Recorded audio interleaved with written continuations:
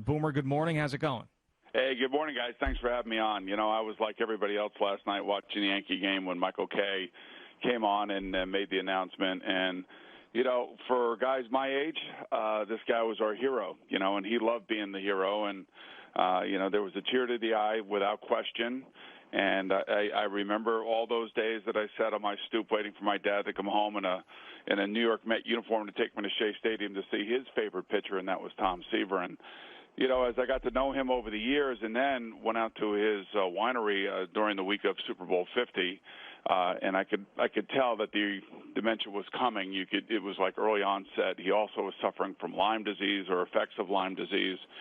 You knew that he probably wasn't in a great frame of mind, but he did have moments where when we were sitting in his office, he was the Tom Seaver that when you look back at all the things that were said about him, and I think the original scouting report from Tommy Lasorda basically said that this kid's got everything that you need. He wants to win. He has the will to win, and that person came out numerous times when I was out there in Calistoga. So, yesterday for those of us probably between the ages of, let's say, 57 to 70, were impacted mightily by him when we were kids.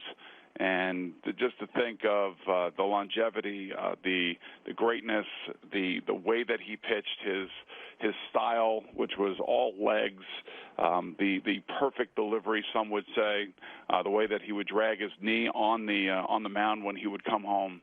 And this is one of the reasons why when I started at WFAN 13 years ago with Craig Hart, and I said, why isn't there a statue of Tom Seaver out in front of, or a planned statue out in front of a Citi Field? I never understood that. I wanted one at Shea Stadium because that was really his home. But I think there was some, I can't explain it. I think there was some disconnect between he and the Mets, and I'm not really sure what it was. And he never really went into the detail with that when we were out there at his winery. But all I can tell you guys is like my heart sunk last night watching the Yankee game and hearing that news. And, you just think about your childhood. You think about all the memories. You think about everything that he did for the New York Mets. I'm sitting here, and one of my buddies comes over this morning, and, we were kind of, talking about it a little bit. And what we both remember vividly is them showing the World Series in class. We watched the games in our classrooms, or they took us to, I think where I was, they took me to a gymnasium and we watched it on like a little black and white TV at a gymnasium. That's how impactful that 69 series was for all of us around here, and how impactful of a player he was. And he went on to be a great broadcaster, but I never really could understand the I guess consternation or the intensity, I should say, between he and Met ownership. I never really understood all of that, and it's really unfortunate that at least they named it, the Road Seaver Way over there. That's great. It's a great honor, but I still would love to see that iconic pitching style in a statue form out in front of Citi Field. That would just be an awesome sight, and how many Met fans would love to take pictures in front of it. Yeah, and we will see it at some point, but of course it's a little bit too late for Tom to see it. Tell me more about meeting him and getting to know him, because what's fascinating to me is here you are, you become a sports star in your own right, but yet still Tom Seaver can bring you back to Boomer as a child, and you're giddy, and you're not that guy who won an MVP and played in the Super Bowl and all that stuff. I mean, that transformation that Tom Seaver could do to you is just fascinating to me. Oh, I was giddy, and a few glasses of wine brought out the giddiness even more. So it was just an awesome time sitting in his office overlooking his winery. Was just I just couldn't believe we were doing it. So I always say this, Gio, that there were three guys that I idolized as an athlete growing up in the New York area. And after meeting all three guys, I know I picked the right guys. I picked Tom Seaver, Walt Frazier, and Rod Gilbert. Those are the three guys that I idolized growing up. And some would say, what happened to Joe Namath? I said, I love football, but I really wasn't into all of that. I wasn't a Jet fan. I was a Burt Jones fan more in the mid-'70s, and that's the reason, along with Rod Gilbert, that I wore number 7. So I had four guys that I idolized growing up in four different sports. And I've had an opportunity to meet all four of the guys, and at different stages of my career, and still consider myself a friend of Rod Gilbert and of course, Burt Jones. But Tom Seaver was one of those guys. And when you sat there and you listened to him talk about, different games, and when you think about it, I think,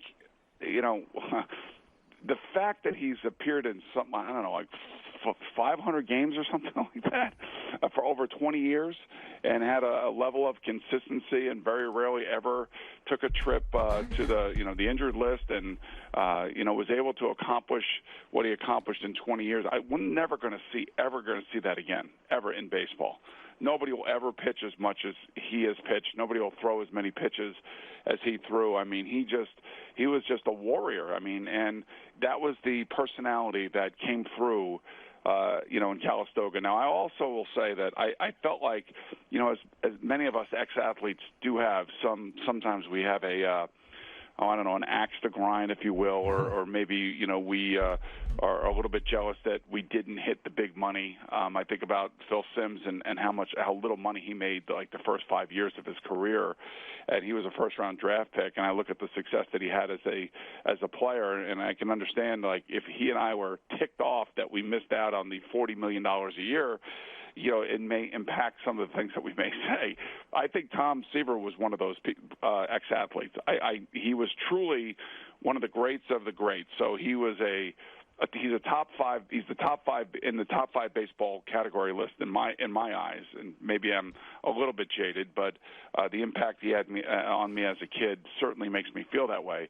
And I just feel like he had a little bit of an edge when it came to today's salaries and how much money was being paid. He was happy for the players, but I think he also felt like his generation is who paved the way, and the generation before him obviously paved the way for the players of today.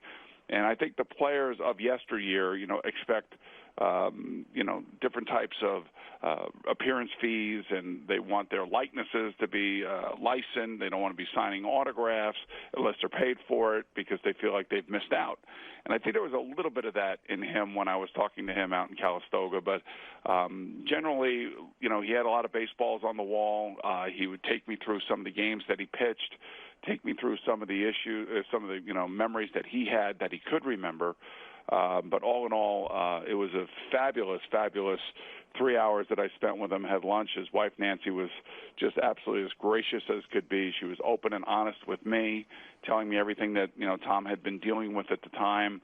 And I told her, I said when I left, I said I'm just so thankful that I was able to come here and not only see him but talk to you, and you give me a better perspective of what he's dealing with, because I don't think any of us truly had any idea just how bad it was. And I'm sure that with the COVID-19 now, according to news reports, it probably got even worse and worse and worse. So for people who deal with loved ones who go through this, I'm sure that while Nancy's got a broken heart, I'm sure there's a level of, I think just, wow, it's over. I can't believe it's over, what we've been through our entire lives. So it's sad for sure, but I'll tell you, his memory yesterday hit me like a ton of bricks, and it was just it was a good and a bad feeling at the same time. 656 games, Boomer. 656, there it was. 656. He threw almost 5,000 innings.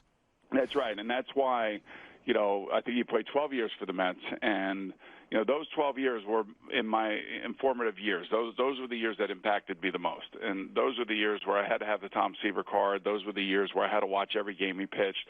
Those were the years where I would wear the uniform. And I remember trying to pitch like him when I used to pitch. And we had a St. John's pitching coach by the name of Howard Gershberger, and he was a gym teacher at East Islip. I think I told you the story, Gio. And he taught me what is known as the rotation drill in pitching drills. And he used to say, if you could watch Tom Seaver and you can emulate that, then that would be the perfect way that you would want to pitch. That's the way it's supposed to look like. That's the power is coming from the legs. The stress is not on the arm. It's not all arm. And I remember vividly trying to emulate that as a pitcher in high school all the way back in East Islip in the late 70s. So Tom Seaver, had a lasting effect on me. And one of the greatest things I've ever done in my life was to go out and visit him that week of Super Bowl 50 out in San Francisco and just spend those unbelievable 3 impactful hours with him.